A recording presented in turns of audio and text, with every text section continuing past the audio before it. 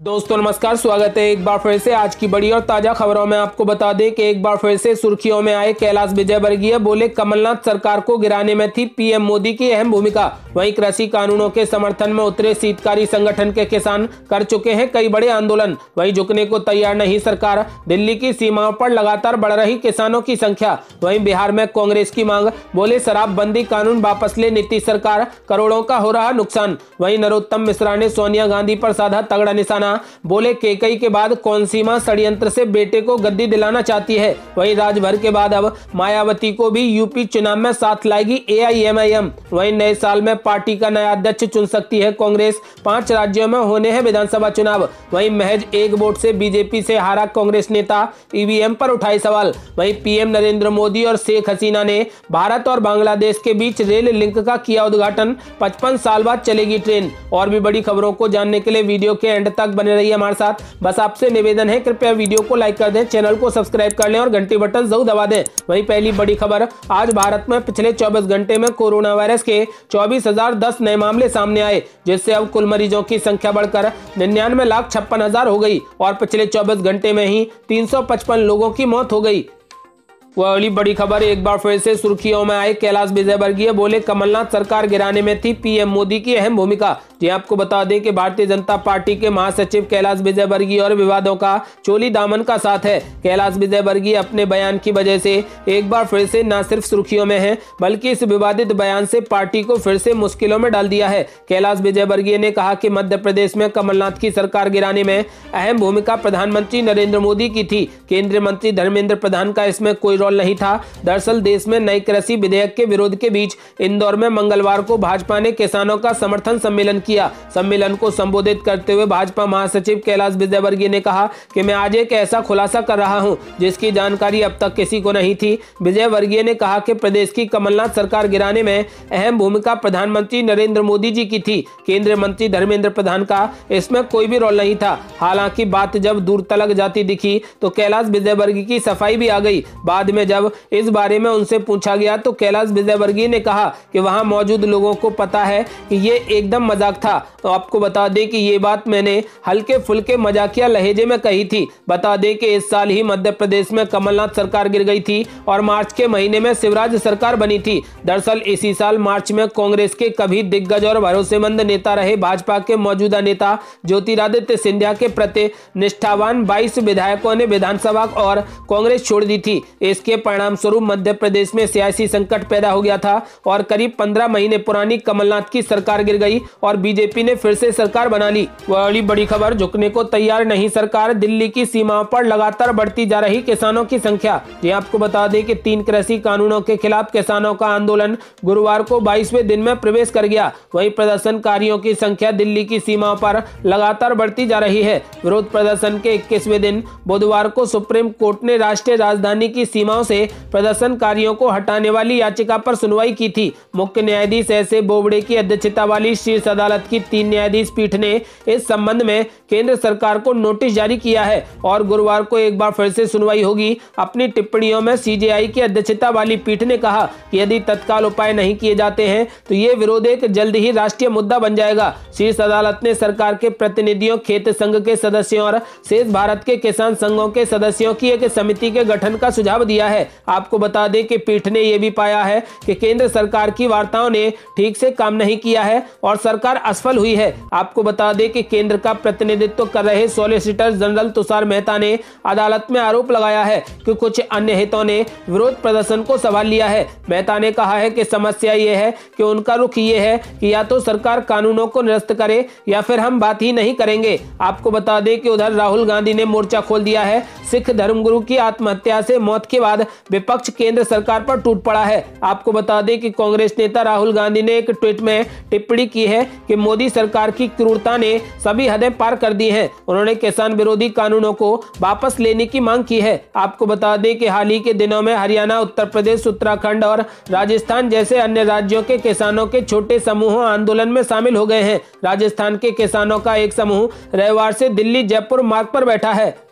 वही बड़ी खबर, बिहार में कांग्रेस की मांग। बोले शराबबंदी कानून को वापस ले नीतीश सरकार, करोड़ों का हो रहा नुकसान। जी आपको बता दें कि कांग्रेस विधायक अजीत शर्मा ने बिहार के मुख्यमंत्री नीतीश कुमार को एक पत्र लिखकर मांग की है, या तो शराबबंदी कानून में संशोधन लाया जाए या इसे वापस लिया जाए। आपको बता दें कि शराबबंदी को नीतीश कुमार की एक अच्छी पहल बताते हुए शर्मा ने कहा कि इसके पीछे सोच सही थी और इसलिए कांग्रेस पार्टी ने इसकी सराहना की, लेकिन इसका कार्यान्वयन सही नहीं है। शराबबंदी से जुड़े कड़े कानून के बावजूद बिहार में शराब का व्यापार और तस्करी फल फूल रही है। वर्तमान में माफिया ज्यादा कीमत लेकर उपभोक्ताओं को शराब की होम डिलीवरी कराने की पेशकश कर रहे हैं। कार्यान्वयन सही तरीके से न होने से पुलिस और आबकारी विभाग में भ्रष्टाचार हो रहा है और बेरोजगारी के कारण युवा अवैध कारोबार में आ रहे हैं। आपको बता दें कि अजीत शर्मा ने आगे कहा कि शराबबंदी के बाद बिहार सरकार को भी हर साल कई करोड़ का राजस्व का नुकसान हो रहा है। बता दें कि इससे पहले बिहार के पूर्व मुख्यमंत्री जीतन राम मांझी ने भी कानून में संशोधन के लिए अपना मत व्यक्त किया था। आरजेडी के प्रवक्ता मृत्युंजय तिवारी ने कहा कि शराबबंदी सिर्फ एक दिखावा है और कुछ भी नहीं है। वहीं जेडीयू के प्रवक्ता राजीव रंजन ने कहा कि मुख्यमंत्री नीतीश कुमार के इस बड़े फैसले से आधी आबादी बहुत खुश है। जब ऐसा कानून वापस लिया जाएगा तो उन्हें दुख होगा। इसने कई अपराध और सड़क दुर्घटनाओं को रोका है। वह अगली बड़ी खबर, नरोत्तम मिश्रा ने सोनिया गांधी पर साधा तगड़ा निशाना, बोले केकई के बाद कौन सी मां षड्यंत्र से बेटे को गद्दी दिलवाना चाहती है। ये आपको बता दें कि कांग्रेस की अंतरिम अध्यक्ष सोनिया गांधी पर तीखा हमला करते हुए मध्य प्रदेश के गृह मंत्री नरोत्तम मिश्रा ने बुधवार को बिना नाम लिए कहा कि उन्हें व्हाट्सएप आया है जिसमें पूछा गया है कि केकई के बाद कौन सी मां है जो षड्यंत्र पूर्वक अपने बेटे को गद्दी दिलवाना चाहती है। नरोत्तम मिश्रा ने इंदौर में संभागीय किसान सम्मेलन को संबोधित करते हुए नाम लिए बिना कांग्रेस पार्टी और सोनिया गांधी पर तगड़ा निशाना साधा। बता दें कि हिंदू पौराणिक महाकाव्य रामायण में केकई अयोध्या के राजा दशरथ की 3 पत्नियों में से एक थी। पौराणिक कथाओं के अनुसार राजा दशरथ ने राजगद्दी के लिए अपने ज्येष्ठ पुत्र राम को चुना था, लेकिन केकई ने मांग की कि उनके बेटे भरत को राजा के रूप में ताज पहनाया जाए और राम को 14 साल के लिए जंगल में भेज दिया जाए। आपको बता दें कि मध्य प्रदेश के गृह मंत्री नरोत्तम मिश्रा ने कहा कि मुझे व्हाट्सएप आया है कि केकई के बाद कौन सी मां है जो षड्यंत्र पूर्वक अपने बेटे को गद्दी दिलवाना चाहती है।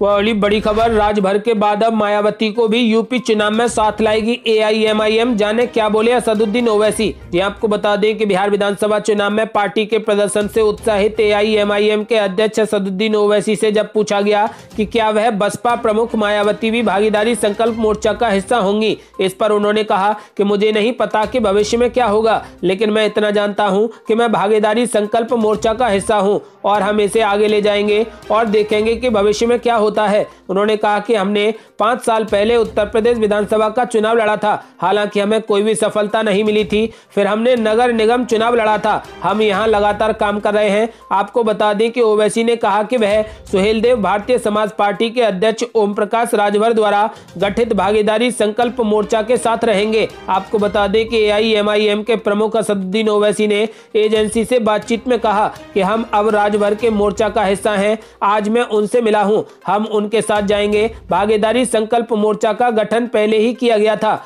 हम उनके साथ रहेंगे। उन्होंने कहा कि राजभर की पार्टी ने हाल ही में हुए बिहार विधानसभा चुनावों में एआईएमआईएम की उम्मीदों की जीत में भूमिका निभाई थी, इसलिए हम उनके साथ हैं और हो सकता है कि मायावती भी हमारे साथ आ जाएं। वह अगली बड़ी खबर, नए साल में पार्टी का नया अध्यक्ष चुन सकती है कांग्रेस, 5 राज्यों में होने हैं विधानसभा के चुनाव। जी आपको बता दें कि 5 राज्यों के विधानसभा चुनाव से पहले कांग्रेस अपने अध्यक्ष पद के चुनाव को अमलीजामा पहना सकती है। वरिष्ठ नेता मधुसूदन मिस्त्री की अध्यक्षता वाले केंद्रीय चुनाव प्राधिकरण ने अध्यक्ष पद के चुनाव के लिए सभी तैयारियां पूरी कर ली है। कांग्रेस कार्य समिति के चुनाव कार्यक्रम पर मुहर लगाने के साथ ही पार्टी के पूर्णकालिक अध्यक्ष के लिए चुनाव प्रक्रिया शुरू हो जाएगी। कांग्रेस अध्यक्ष के चुनाव का जिम्मा संभालने वाले पार्टी के केंद्रीय चुनाव प्राधिकरण के एक सदस्य ने कहा कि सभी तैयारियां लगभग पूरी हो चुकी हैं। चुनाव प्राधिकरण के सदस्यों के बीच 2 दिन पहले वीडियो कॉन्फ्रेंस के जरिए बैठक हुई थी। उनके मुताबिक इस बैठक में तय किया गया है कि मतदाताओं को डिजिटल कार्ड जारी किए जाएंगे। चुनाव कार्यक्रम को भी जल्द ही अंतिम रूप दिया जाएगा। पार्टी के एक वरिष्ठ नेता ने कहा कि चुनाव प्राधिकरण की तरफ से लगभग सभी तैयारियां हो चुकी हैं। प्राधिकरण के अध्यक्ष के तौर पर मधुसूदन मिस्त्री जल्द संगठन प्रभारी केसी वेणुगोपाल से मुलाकात कर सीडब्ल्यूसी की बैठक बुलाने पर चर्चा करेंगे। सीडब्ल्यूसी में मोर्चा के बाद चुनाव कार्यक्रम को अंतिम रूप देते हुए प्रक्रिया को शुरू कर दिया जाएगा। उनके मुताबिक पार्टी जनवरी के अंत तक अपना नया अध्यक्ष चुन लेगी ताकि फरवरी में एआईसीसी सत्र बुलाया जा सके। वह अगली बड़ी खबर, पीएम नरेंद्र मोदी और शेख हसीना ने भारत और बांग्लादेश के बीच रेल लिंक का किया उद्घाटन। 55 साल के बाद फिर से चलेगी ट्रेन। ये आपको बता दें कि प्रधानमंत्री नरेंद्र मोदी और बांग्लादेश की प्रधानमंत्री शेख हसीना ने गुरुवार को दोनों देशों के बीच 55 सालों से बंद पड़ी चिल्हटी हल्दीबाड़ी रेल लिंक का उद्घाटन कर दिया। आपको बता दें कि 55 साल के बाद एक बार ट्रेन फिर से बांग्लादेश और भारत के बीच दौड़ेगी। ये थी अब तक की बेहद बड़ी खबरें। यदि आप भी मानते हैं कि कृषि कानूनों को तुरंत रद्द कर दिया जाए तो इस वीडियो को लाइक कर अपनी राय हमें कमेंट बॉक्स में जरूर दें। जल्दी मिलते हैं बड़ी अपडेट के साथ, तब तक के लिए जय हिंद, जय भारत।